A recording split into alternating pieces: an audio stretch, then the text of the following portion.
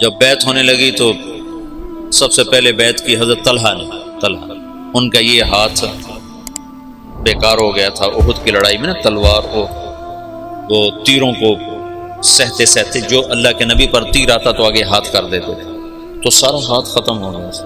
وہ الٹے ہاتھ سے لڑتے تھے. اس کے بعد تو انہوں نے جب بیعت کی نا تو ایک آدمی نے کہا اوہو یہ بیعت تو ٹھیک نہ ہوگی، وہ بیکار ہاتھ سے کی نا.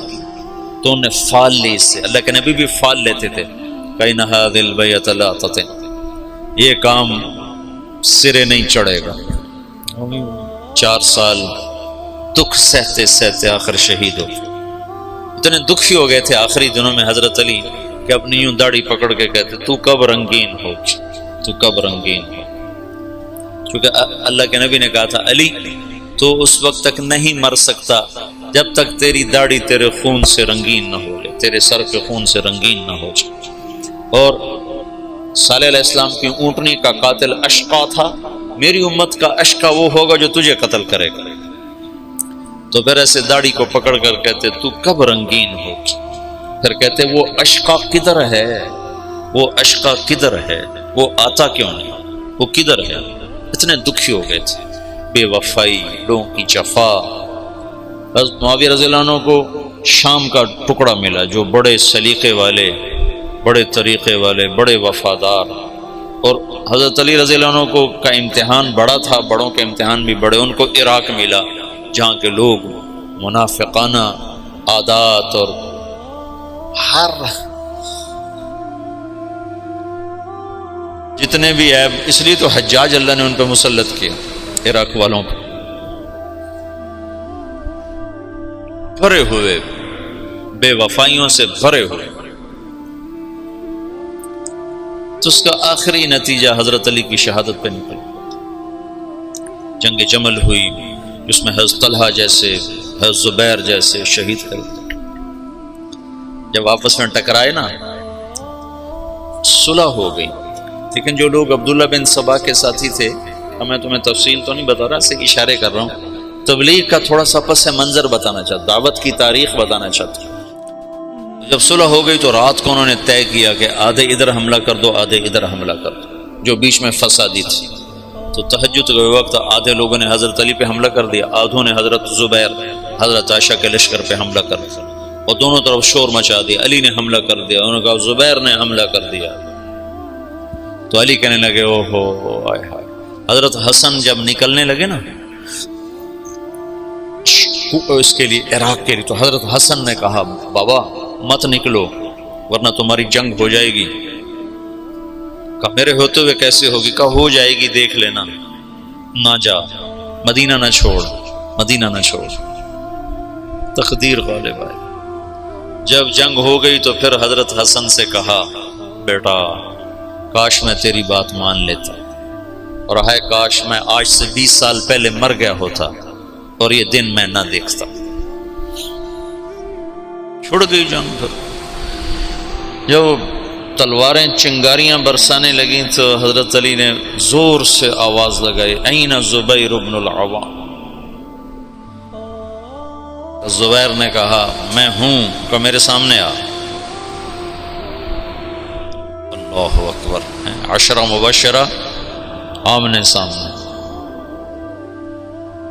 تو کہا تمہیں وہ دن یاد ہے جب تو اور میں مسجد میں اکٹھے آئے تھے، ہاتھوں میں ہاتھ دیے پکڑے ہوئے لیے ہوئے تھے، اور اللہ کے نبی نے تم سے پوچھا تھا تمہیں علی سے محبت ہے؟ تو تم نے کہا تھا ہے. تو اللہ کے نبی نے کہا تھا ایک دن آئے گا تو اس کے خلاف تلوار اٹھائے گا اور تو اس وقت حق پہ نہیں ہوگا. کہا یاد ہے؟ ہاں یاد آ گیا. کہا تو میرے خلاف تلوار اٹھاتا. ان تلوار ایسے ڈالی، گھوڑے کو واپس موڑ. تو عبداللہ بن زبیر وہ روح رواں تھے لشکر عائشہ کی. کدھر جاتے ہو؟ کہاں جا رہے ہو؟ کہا وہ علی نے مجھے ایک بات یاد دلا دیا، میں واپس جا رہا ہوں، میں نہیں لڑوں گا. کہا ہمیں جنگ میں جھونک کے خود واپس جا رہے ہو؟ کہا میرے سامنے حق آ چکا ہے، اب میں ہاتھ نہیں اٹھا سکتا. کہا پھر ہم تو نہیں پیچھے ہٹ سکتے، اب تو فیصلہ ہو کر ہی پیچھے ہٹیں. طلحہ رضی اللہ تعالیٰ عنہ کو بھی حضرت زبیر نے کہا زبیر طلحہ یہ بات یاد کر، اللہ کے نبی نے مجھے کہا تھا۔ انہوں نے بھی گھوڑے کو واپس موڑ لیا، لیکن ان کو تو ایک تیر لگا، اس میں وہ گر کے شہید ہو گئے، اور زبیر رضی اللہ تعالیٰ عنہ وہاں سے نکل گئے۔ آگے ایک جگہ سوئے ہوئے تھے تو ابن جرموز نے سوتے سوتے ان کو قتل کر کے ان کا سر کاٹ کے حضرت علی کو آ کر پیش کیا، تو حضرت علی نے فرمایا زبیر کے قاتل کو جہنم کی بشارت ہو۔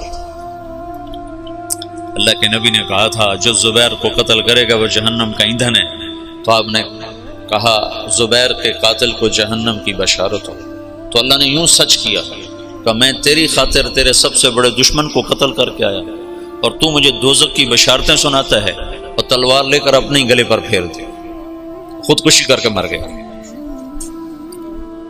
جہنم سچ ہوگا۔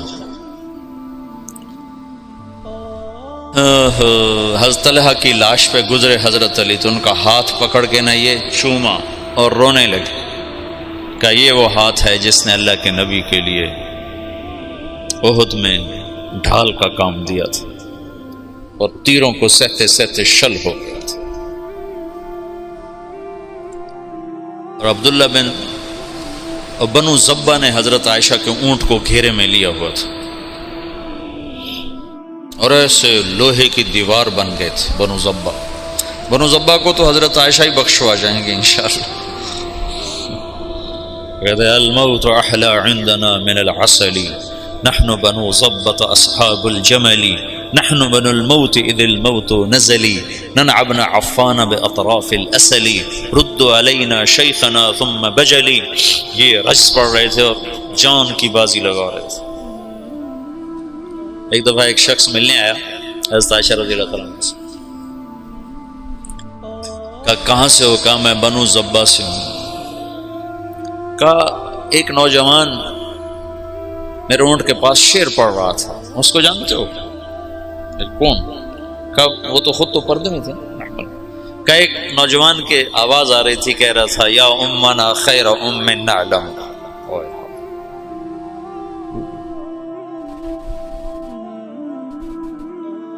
یا امنا خیر ام نعلم اما ترین کم شباب یکلم وتفتلی حامته والمعصم۔ تو وہ کہنے لگا جی وہ میرا سگا بھائی تھا۔ تو عائشہ روتے روتے روتے ساری چادر آنسوں سے تر کر دی۔ تو ایسے ایسے شاہ سوار اس دن شہید ہوئے جو اکیلے اکیلے ہزاروں پر بھاری تھے، طرفین سے۔ پھر آخر میں عبداللہ بن زبیر رضی اللہ تعالیٰ عنہ نے حضرت عائشہ کے اونٹ کو پکڑا، پھر آخر تک وہ جمے، ورنہ جو آتا تھا وہ قتل ہو جاتا، یا وہ قتل ہو جاتا یا قاتل یا حملہ آور قتل ہو جاتا تھا۔ ایک دو بڑے شاہ سوار آمنے سامنے آئے، دونوں ایک ایک ہزار پر بھاری تھے، ایک ادھر ایک کے ہاتھ میں حضرت عائشہ کا اونٹ، دوسرا حضرت علی کی طرف سے، دونوں ایک دوسرے کے وار سے ایک وقت میں ختم ہو کے گر گئے۔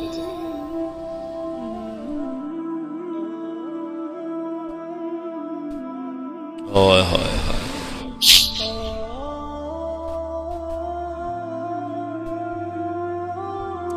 پھر وہ آخر حضرت علی نے کہا اونٹ کو گراؤ ورنہ جنگ ختم نہیں ہوگی، اونٹ کو گراؤ۔ انہوں نے اونٹ پر وار کیے، اونٹ گرا۔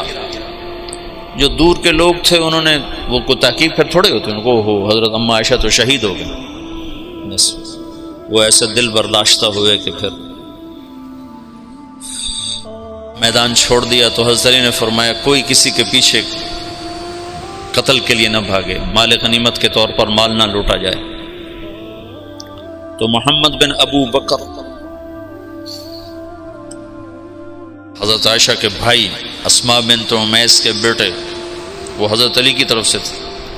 تو جب اونٹ گرا تو وہ بھاگ کر آئے، انہوں نے جلدی سے اندر ہاتھ ڈالا، تو بہن ہے کہ پتہ کرنے کے لیے کہ خیریت تو ہے۔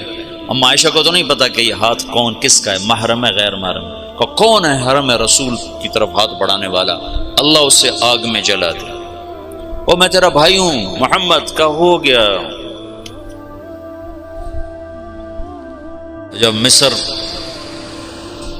پر حضرت معاویہ رضی اللہ عنہ نے چڑھائی کی تو اس وقت محمد بن ابی بکر یہ مصر کے گورنر تھے حضرت علی کی طرف سے، تو ان کو شکست ہوئی اور یہ بھاگے اور پھر پکڑے گئے۔ تو ان کا پیاس سے برا حال تھا، زبان نکل رہی تھی، کہنے کہ مجھے پہلے پانی پلاؤ پھر قتل کر لو۔ تو حضرت معاویہ کے لشکر کے امیر نے کہا عثمان کو تم نے پیاسا مارا، یہ حضرت عثمان کے قاتلوں میں شریک تھے۔ محمد بن ابی بکر آ کر ایسے داڑھی پکڑی، حضرت عثمان کی داڑھی کو یہاں سے پکڑ کے یوں جھٹکا دیا۔ تو انہوں نے کہا تیرا باپ تو اس داڑھی کی بڑی قدر کرتا تھا۔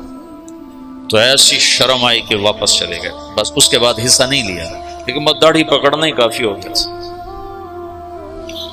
تو انہوں نے کہا عثمان کو پیاسا مارتے ہو، خود پانی مانگتے ہو، کہ تمہیں اسی پیاسا قتل کروں۔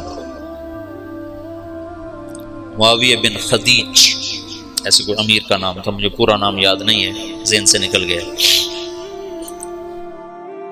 قتل کیا، پھر ایک گدھے کی کھال میں اس کی لاش کو لپیٹ کر اسے آگ لگا دی، اور وہ جل گئے۔ حضرت عائشہ کا فرمان سچا ہوا، اللہ اسے آگ میں جلا دیا۔ تو ایک دفعہ جو دعوت کو جھٹکا لگا ہے، یہ اللہ کا نظام تھا، اختلاف ہونا تھا۔ حضرت علی کی شہادت پر ایک دور ختم ہوتا ہے، حضرت حسن رضی اللہ عنہ خلیفہ بنتے ہیں، پھر وہ 6 مہینے بعد حضرت معاویہ کے حق میں دستبردار ہو جاتے ہیں، اور پھر دوبارہ دعوت کا دور چلتا ہے، اور پھر دعوت اپنے اعلیٰ قدم و ساق قائم ہوتی ہے، اور پھر وہ اسلام کی ریل پیل لہل بہر دوبارہ واپس آتی ہے جب حضرت معاویہ رضی اللہ عنہ خلافت کو سنبھالا۔